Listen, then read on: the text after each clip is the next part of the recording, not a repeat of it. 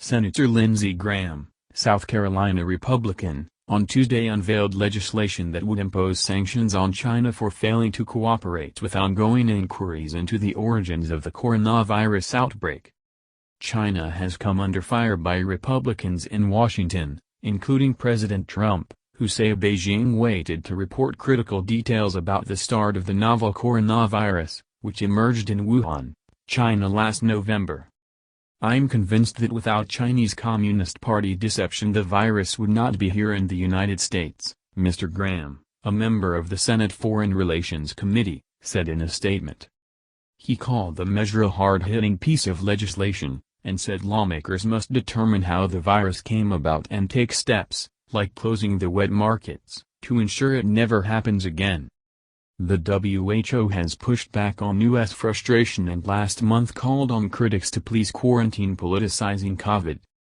More than 4.2 million people around the world have been diagnosed with COVID-19, the respiratory disease caused by the new coronavirus, according to the Johns Hopkins University Case Tracker.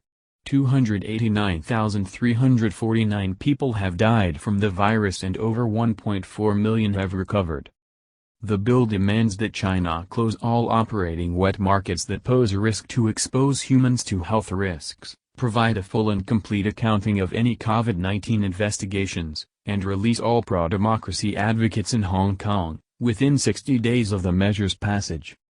Under the bill, Mr. Trump would have the authorization to impose an array of sanctions on China, including travel bans, asset freezes and financial penalties, if Beijing does not provide proof of the executed conditions. Mr. Graham's bill, dubbed the COVID-19 Accountability Act, is co-sponsored by 8 Republican senators including Tom Tillis of North Carolina, Cindy Hyde-Smith of Mississippi, Mike Braun of Indiana, Rick Scott of Florida, Steve Daines of Montana, Todd Young of Indiana, Jim Inhofe of Oklahoma and Roger Wicker of Mississippi.